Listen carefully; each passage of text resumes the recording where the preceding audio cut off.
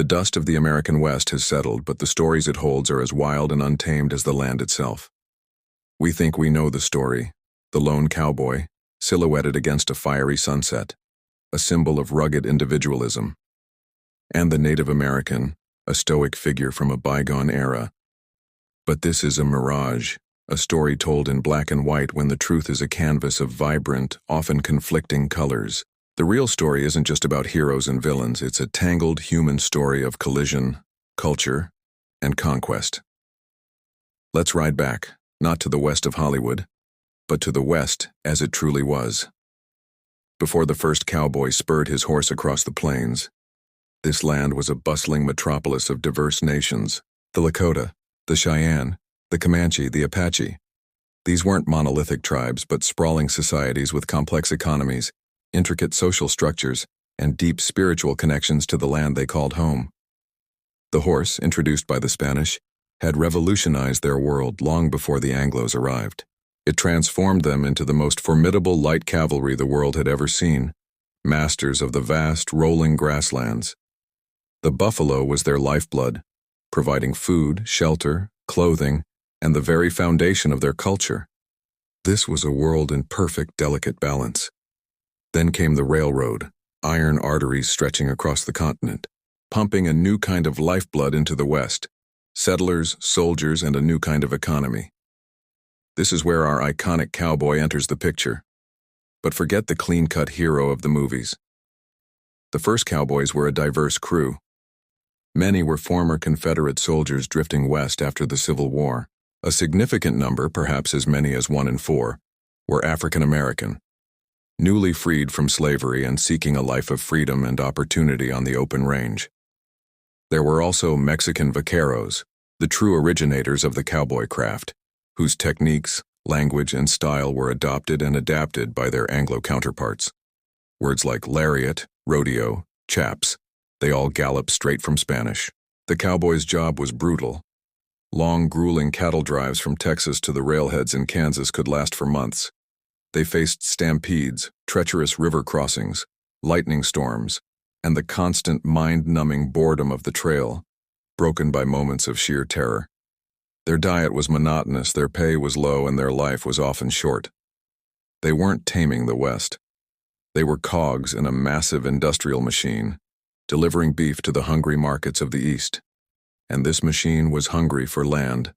The vast open ranges required for the cattle industry were the same lands that had sustained the buffalo, and by extension, the plains tribes, for centuries. This is where the two worlds collided with catastrophic force.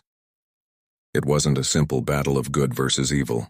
It was a conflict over resources, a clash of two fundamentally different ways of life.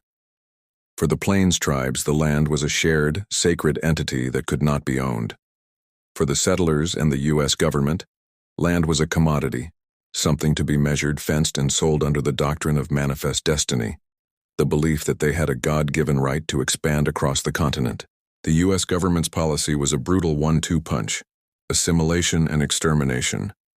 They systematically targeted the buffalo. General Philip Sheridan famously said, "Let them kill, skin, and sell until the buffalo is exterminated, as it is the only way to bring lasting peace and allow civilization to advance."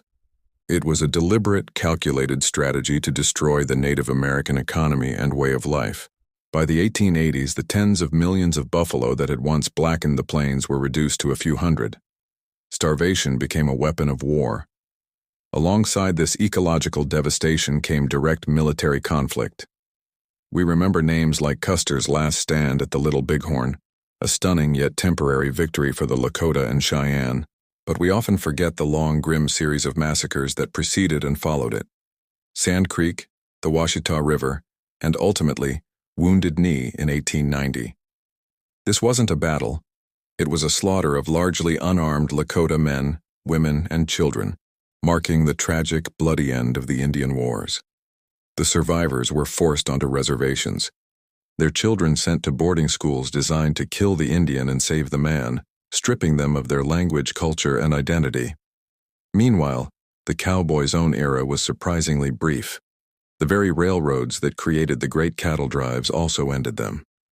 The invention of barbed wire in the 1870s, sliced up the open range, ending the freedom to roam. By the late 1880s, the cowboy of the long drive was already a figure of the past. As the reality faded, the myth began to grow, supercharged by dime novels and later Hollywood. The complex, multicultural figure of the historical cowboy was whitewashed and simplified into the lone, gunslinging hero we know today, a potent symbol of American freedom and self-reliance. But what happens when we look at both stories together?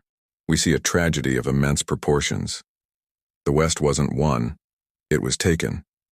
It was a story of displacement and cultural destruction, carried out by ordinary people caught in the great grinding gears of history. The cowboy, far from being the master of his own destiny, was often an exploited laborer paving the way for a corporate America that would soon make him obsolete.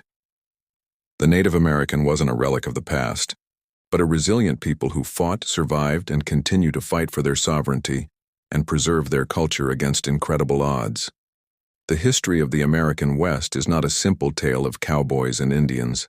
It's a deeply American story about immigration, industry, and the high cost of empire. It's a story etched into the land itself, a story that continues to shape the United States today.